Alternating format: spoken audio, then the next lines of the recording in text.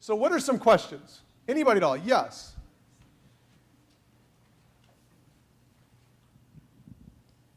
When applying your process for innovation, do you find that people have more success with internal or external customers when they're starting out? I mean, does it matter if they focus on their customers within their organization or beyond for this process to be useful? Okay, so the question is it more effective to start with an internal customer as opposed to an external customer?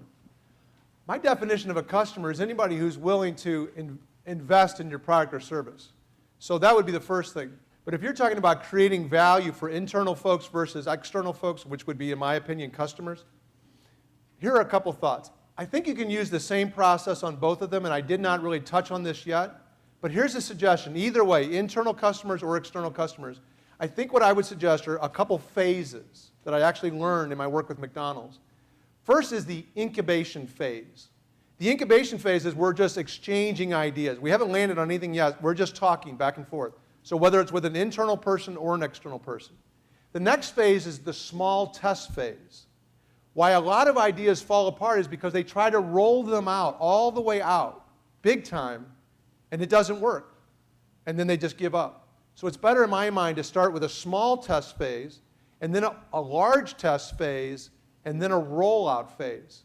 But if you, even with an internal person or an external customer, if you could start with the idea small and let's see what works, and then tweak it and make some adjustments, and then try it out a little bit bigger, say internally, and then a little bigger, and then once you really got it right, maybe you're ready to roll it out across the whole organization.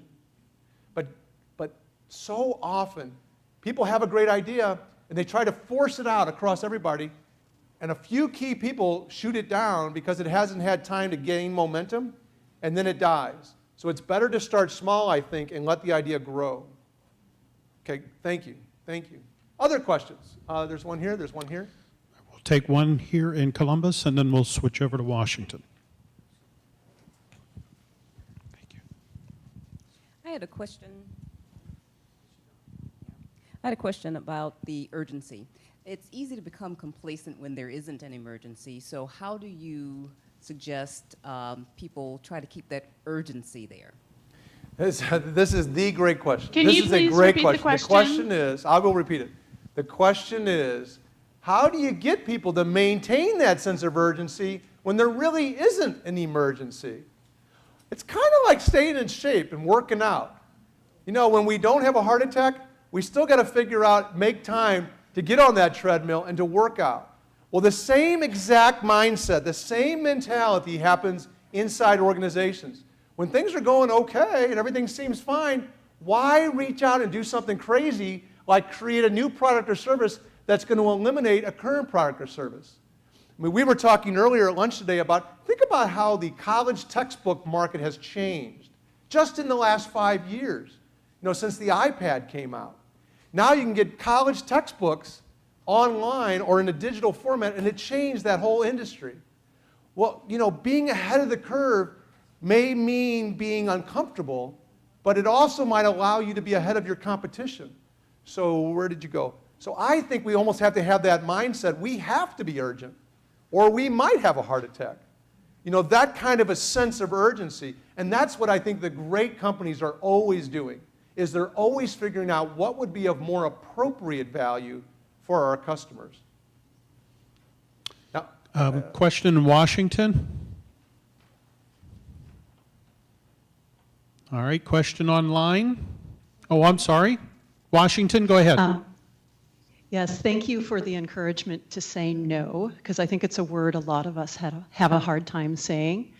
I was curious what advice you would have to answer that question about the 6 things we need to stop doing when it's not just our question to answer, but the question for a team. And in our case, a team of volunteers is often the group that we need to come to consensus on that. Okay, great question. First, she made this is a 2-part question she asked. First, she commented about the difficulty of saying no. When I do that little exercise with a group or with an individual, and I get to that 3rd question about what you're going to stop doing, and people always struggle, sometimes I will say to people, why do we struggle so much with saying no? And I really think a lot of it is the way we were raised. We were raised to say, we can do it. Yes, I'll sign up for that extra thing. I'll do that extra thing. I can take it on. It's almost a bad thing to say, no, I'm not going to do that. It's a good idea. It's a good activity, but I'm saying no. It's almost looked down upon in our society. And so that's why it's so difficult, I think. But if we really want to achieve something great, we have to be willing to sacrifice a lot of good things in order to do that. As far as your other part of your question about getting a group of people involved in saying no, I would encourage you, and I would really encourage everyone, to use the 1-3-6 process with groups of people. So you bring together 15 or 20 people, and you say to them, all right, what's our most important outcome that we're trying to improve for a customer? What 3 things can we do as a group that would have the greatest positive impact on improving that outcome? And then, what 6 things do we need to stop doing or spend a lot less time doing as a group in order to be able to do the 3 things that we know will matter the most?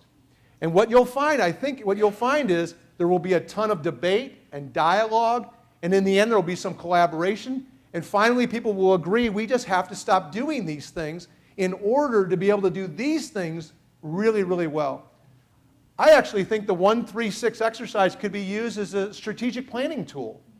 What's the one outcome we want to improve next year? What 3 things are we going to do? What are we going to stop doing?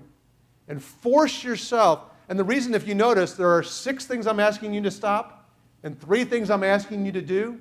That's because if you're going to start up something new, it's going to take a lot of energy. So you've got to take 2 things off your plate in order to add 1 thing successfully. How about other questions from Anyone online, I have Mariah? a question coming in on chat. We have these 2 questions that are related, so I'm going to roll them together here. How do you create a culture where people are willing to accept that no is the first step to doing great things? And this other related culture question is, what is your advice when there is need for an internal culture shift to happen? Does the organization have to tell that openly to the employees, or is there a better way to handle that? Okay, the second question, I'm not totally sure. Let me ask you your first question, then I want to hear the second one again. How do you create a culture where it's okay to say no? Here's my definition of culture. And as you probably have noticed by now, everything I do is pretty straightforward and simple. My definition of culture is how people consistently behave. It's not what the plaque says on the wall, in my opinion.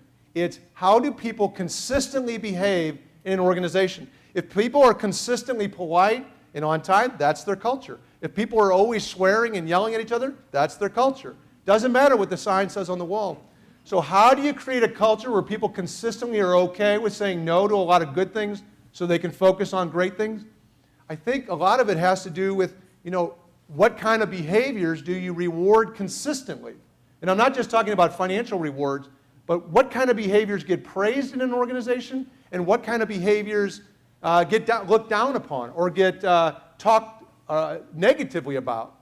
So where in your one-on-one conversations with people, and I'm just talking theoretically here, I'm not exactly sure what it's like here, but if you really wanted to create a culture where it's okay to say no to a lot of good ideas and focus on the great ideas, when you're meeting with people one-on-one, are you giving them affirmation for that kind of behavior, or are you scolding them?